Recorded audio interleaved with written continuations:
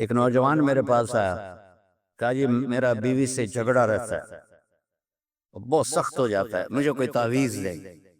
میں کہا یار میں تعویذ والا پیر کوئی نہیں ہاں، لیکن ایک بات سن لو، بیوی پہ تعویذ اثر نہیں کرتا، جو مرضی تو لکھو۔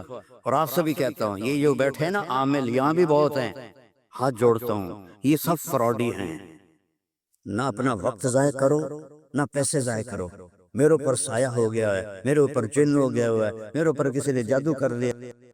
ہمیں اللہ کے نبی نے کہا ہے کہ آخری دو صورتیں ہر جادو کا توڑ ہیں، قل اعوذ برب الفلق، قل اعوذ برب الناس۔ یہ پڑھو، کوئی جادو نہیں رہے گا۔ جادوگر اتنے بات کہنے پہ ہر ایک تے پھوکے ماری جاندے ہیں، اتنے ہزار دفعہ اے پڑھو، ایک ہانڈی لے آؤ، ہانڈی دے پھر توڑے وال پاؤں گے، پھر اے کریں گے، پھر انہوں دم کریں گے، پھر انہوں زمینی دباؤں گے۔ اے الو کے پٹھے ہیں سارے، اور آپ بے وقوف ہو سارے جو ان کے پاس جاتے ہو۔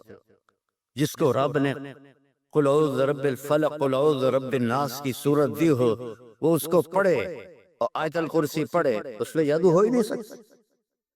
اتنے لمبے لمبے وظیفے بتاتے ہیں۔ دیکھو میرے نبی کا وظیفہ سنو۔ ایک شخص آیا، یا رسول اللہ میں چاہتا ہوں میرا رزق بڑھ جائے۔ اب سب چاہتے ہیں، میں بھی چاہتا ہوں کہ رزق حلال اللہ دے، کھلا دے۔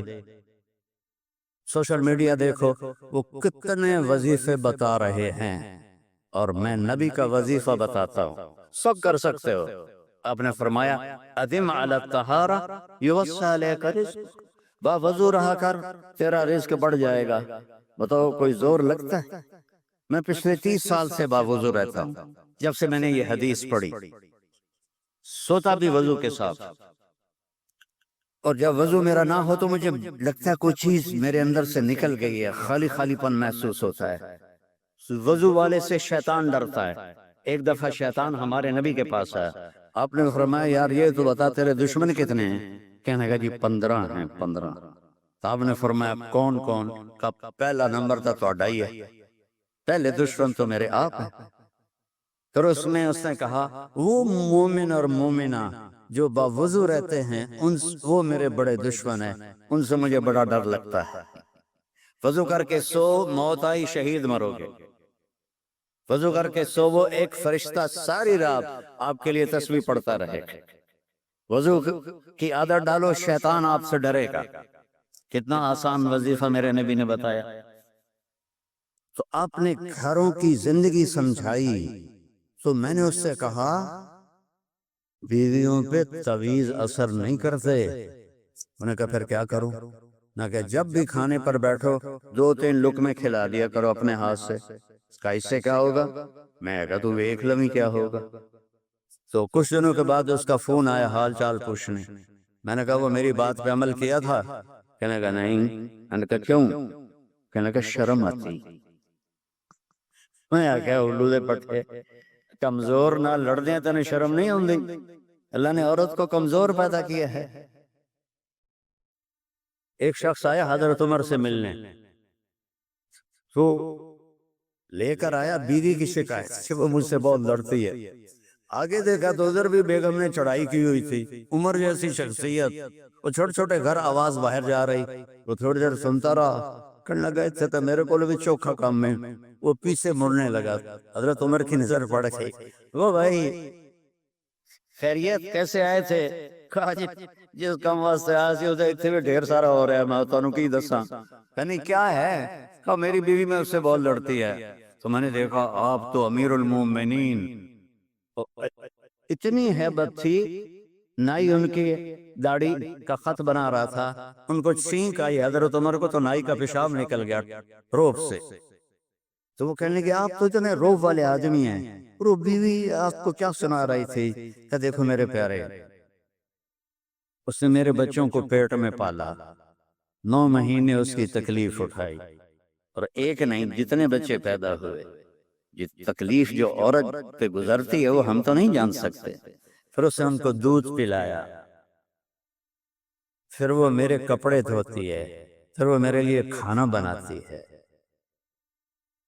پھر وہ میرے گھر کو صاف ستھرا رکھتی ہے۔ تو اگر تھوڑا بہت وہ بول پڑے تو یہ تو بہت چھوٹی چیز ہے جو اس کا میرے پر احسان ہے۔ میں نے کہا جا کھانے کا وقت تھا دوپہر کا، اس کو لقمہ کھلا پھر مجھے بتا۔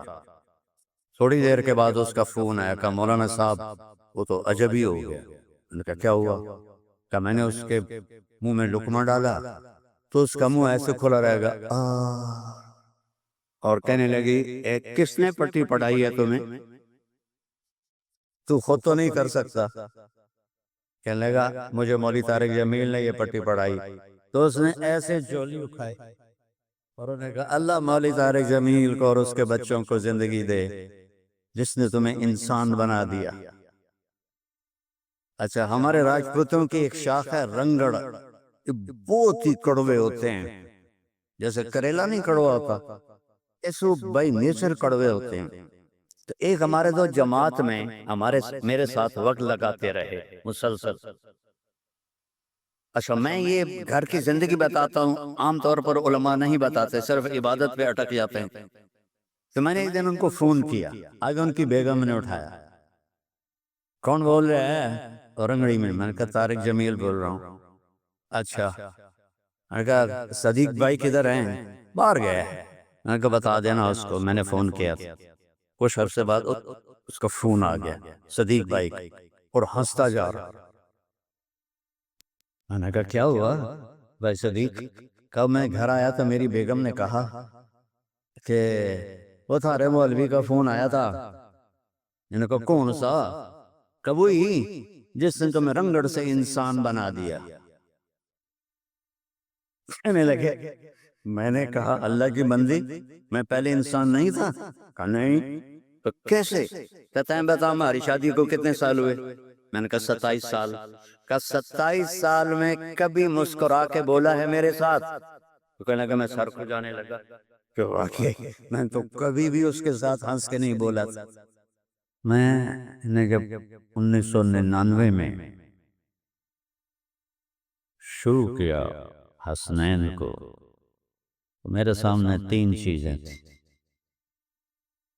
ایک ان کا علم رسوخ ہو، اس کے لیے عربی کا سمجھنا بہت ضروری ہے۔ تو عربیت ایک چابی ہے، دینے والا پڑھا ہے۔ دوسری میری تمنا تھی کہ ان کے اخلاق اچھے ہوں۔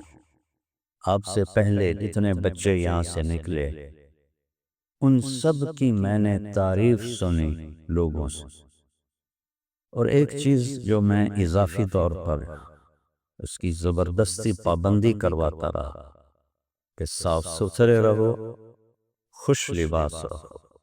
تو مجھے یہ ساری چیزیں وصول ہوں کہ یہ آپ کے بچے دور سے پہچانے جاتے ہیں۔ میں نے کہا کیسے؟ لیکن آج کی مائیں بھی ظالم ہیں، بلا 3 سال کے بچے کو اسکول سے ڈالنا اس سے بڑا ظلم بھی کوئی ہے؟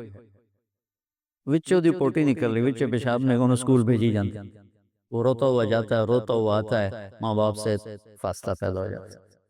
یہ 7 سال تک میرا نبی کہتا ہے بچے کو نماز بھی نہ کہو، 10 سال کے بعد تھوڑا پابندی کرواؤ۔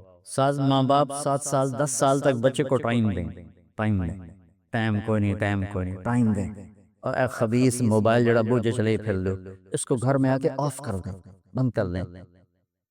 آپ کو میرے نبی کی زندگی بتاؤ، میرے نبی جب گھر میں آتے تھے نبوت کا غم درد سب باہر چھوڑ کے آتے تھے، مسکراتے تھے، ہنستے تھے، بچوں کے ساتھ کھیلتے تھے، ان کے لیے گھوڑا بن جاتے، حسن حسین کو کمر پہ بٹھا کے کمرے میں چکر لگاتے، پھر ان سے کہتے تمہارا اونٹ کیسا ہے؟ پھر دونوں بھائیوں کو اتار کے حضرت زینب کو اپنی کمر پہ بٹھا کے کمرے میں چکر لگاتے، پھر ان کے ساتھ کشتی کرتے، پھر ان کی کشتی کرواتے۔ کیا کچھ نہیں کیا؟ آپ ان سے زیادہ مصروف تو نہیں؟ ایک جہاز سے اترے دوسرے پہ چڑھ گئے، اس سے اترے تیسرے پہ چڑھ گئے۔ یہ کوئی زندگی ہے بھائی؟ مختصر سے زندگی کے لیے اپنے آپ کو اتنا امبیلنس کر دینا کہ گاڑی کا بیلنس آؤٹ ہو تو فوراً ٹھیک کراتا، اپنے بیلنس دا پتہ نہیں کتھوں دا کتھے آؤٹ ہو جاتا ہے، اس کو بھی تو بیلنس کرو۔ بچے کو عزت دو، وہ آیت اس کے متوجہ ہو جاؤ، جی بیٹا اور بچوں کو میرے نبی نے کہا اکرموا اولادکم، اپنی اولاد کو عزت دو۔ میرے نبی کو ملنے جب بیٹی فاطمہ آتی، مہینے بعد نہیں آتی تھی، ہر دوسرے دن، نال تا گھر ایسے، تو میرے نبی چیئر پر بیٹھے ہیں، زمین پر بیٹھے ہیں، چارپائی پر لیٹے ہیں، جو ہی فاطمہ پہ نظر پڑتی کھڑے ہو جاتے، کھڑے ہو جاتے، اور وہیں کھڑے نہیں ہوتے، تیزی سے آگے بڑھتے تھے، اور حضرت فاطمہ کو وہیں دروازے پر ہی ہاتھ پکڑ لیتے تھے، اور دیکھو یہاں بوسہ لیتے تھے، پھر ہاتھ پکڑے پکڑے لا کر پہلے بیٹی کو بٹھاتے تھے، پھر خود بیٹھتے تھے۔ یہ سلوک تھا ماں بطور باپ اپنی بیٹی کے ساتھ۔ عزت ان کے اندر ڈالو گے تو عزت واپس آئے گی۔ یہ ہمارے گھروں میں ٹینشنیں ہیں تو ماں بھی ڈانٹ رہی ہے، باپ بھی ڈانٹ رہا ہے، ماں بھی تھپڑ مار رہی، پیو بھی تھپڑ مار رہے ہیں۔